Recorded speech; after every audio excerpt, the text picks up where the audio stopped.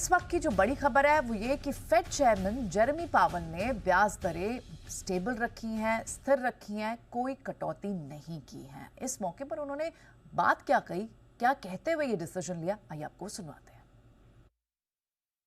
The unemployment rate remains low and the labor market is at or near maximum employment. Inflation has come down a great deal but has been running somewhat above our 2% longer run objective. In support of our goals, today the Federal Open Market Committee decided to leave our policy interest rate unchanged. चलिए, तो 4.25 से 4.5% की range के बीच ही ब्याज दरों को रखा है। उम्मीद थी कि अब तो इन्फ्लेशन कूल ऑफ हुआ है तो शायद क्या किसी तरह का चेंज आ सकता है, पर कोई चेंज नहीं किया है। तमाम सारे अपडेट, यूएस मार्केट्स में डेवलपमेंट क्या हुई, बॉन्ड डील कैसे रिएक्ट हुई और साथ ही कच्चे तेल की चाल, ये सारा हमारे साथ डिटेल डिस्कस करने के लिए नेहा हमारे साथ स्टूडियो में है। नेहा, मॉर्निंग। सरप्राइज था ये क्या?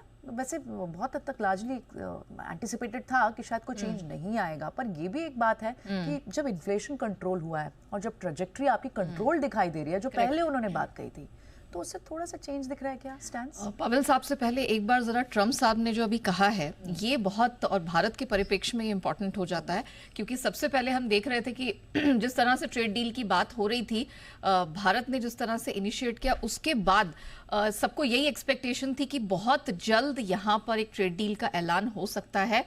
अभी उन्होंने नाम नहीं लिया है किस देश के साथ वो कर रहे हैं, क्या कर रहे हैं, बट उन्होंने क्लियर इंडिकेशन दिए हैं।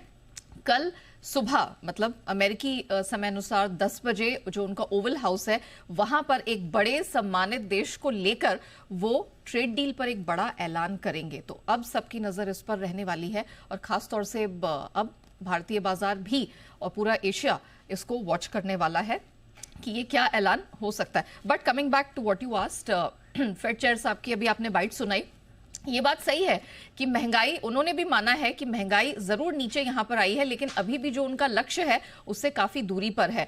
और महंगाई के साथ साथ उन्होंने टैरिफ को लेकर भी यहां पर बताया कि जिस तरह से अमेरिका में या पूरी दुनिया में ट्रेड वॉर छिड़ा है और टैरिफ वॉर की चिंताएं आई हैं, उससे उन्हें लगता है कि जो फेड का लक्ष्य है महंगाई को लेकर, आगे ग्रोथ को लेकर, वो मीट कर पाना मुश्किल है। और यही कारण है कि हमने देखा, मार्केट एक्सपेक्ट करके चल ही रहा था कि ब्याज दरों में किसी तरह का बदलाव नहीं होगा, लेकिन मार्च पॉलिसी से इस पॉलिसी में जो बड़ा डिफरेंस है, मार्च पॉलिसी में उन्होंने बताया था कि 2 क्वार्टर कट्स इस साल देखने को मिल सकते हैं। अभी उन्होंने कहा कि हम देखेंगे कि किस तरह की स्थिति यहां अर्थव्यवस्था में उत्पन्न होती है। और क्या क्या कहा, टैरिफ के किसी भी प्रभाव को कम करने के लिए ब्याज दरों में पूर्व कटौती की संभावना से उन्होंने इनकार किया है। ये एक बड़ी बात उन्होंने कही है। बेरोजगारी और महंगाई बढ़ने का जोखिम बढ़ा है, ये बात भी उन्होंने कही है, जिस तरह के अभी लेबर मार्केट के डेटा निकल कर आए हैं उसको देखते हुए।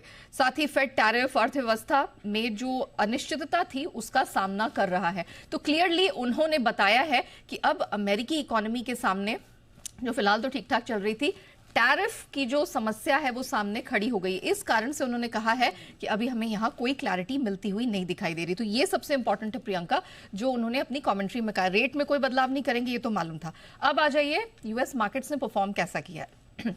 इन सब के बीच अमेरिकी बाजारों में हमने देखा कि जो 2 दिनों की गिरावट है उस पर ब्रेक लगता हुआ नजर आया। डाउ 290 अंक ऊपर बंद होने में कामयाब रहा। उतार चढ़ाव था एस&पी भी और नैस्डैक भी हमने देखा, हालांकि हरे निशान में ही बंद हुए हैं। फेड चेयरमैन ने तो क्या कुछ कहा मैंने आपको बताया। अमेरिका और चीन के बीच में अब ट्रेड डील पर नजर रहेगी।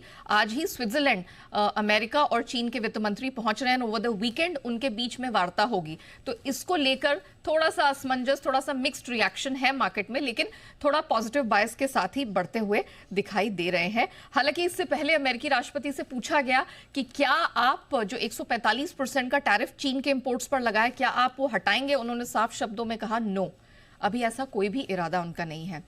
कमोडिटी मार्केट में इस बीच हमने देखा सोने की 3 दिनों की तेजी पर ब्रेक लगा है। कल हमने देखा यहां पर ठीक ठाक गिरावट आई, ऑलमोस्ट $40-45 की गिरावट देखने को मिली। चांदी 2.5% फिसलती हुई दिखाई दी है। कॉपर की तेजी पर ब्रेक लगा। कच्चा तेल जो $62 के ऊपर 63 के पास चला गया था, वो कल 2.25% घटता हुआ दिखाई दिया। डॉलर इंडेक्स है, यहां जो गिरावट थी वो थमती नजर आई है। और 10 साल की अमेरिकी बॉन्ड यील्ड यहां हमने दूसरे दिन सुस्ती बनते हुए देखी है। तो ऑल इन ऑल आप कहेंगे कि कमोडिटी मार्केट यहां पस्त रहा, लेकिन अमेरिकी बाजारों ने फिर भी अपने आप को ऊपर बंद होने में वो कामयाब रहे। तो पहले 4 से 2 पिवट हुए, 2 रेट कट्स हुए और अब उन्होंने वो पूरी संभावना ही commentary हटा में दी भी- है। हाँ, अब तो कमेंट्री ही अलग दिख रही है, बहुत ही ग्रिम आउटलुक दिखाई दे रहा है। बिल्कुल।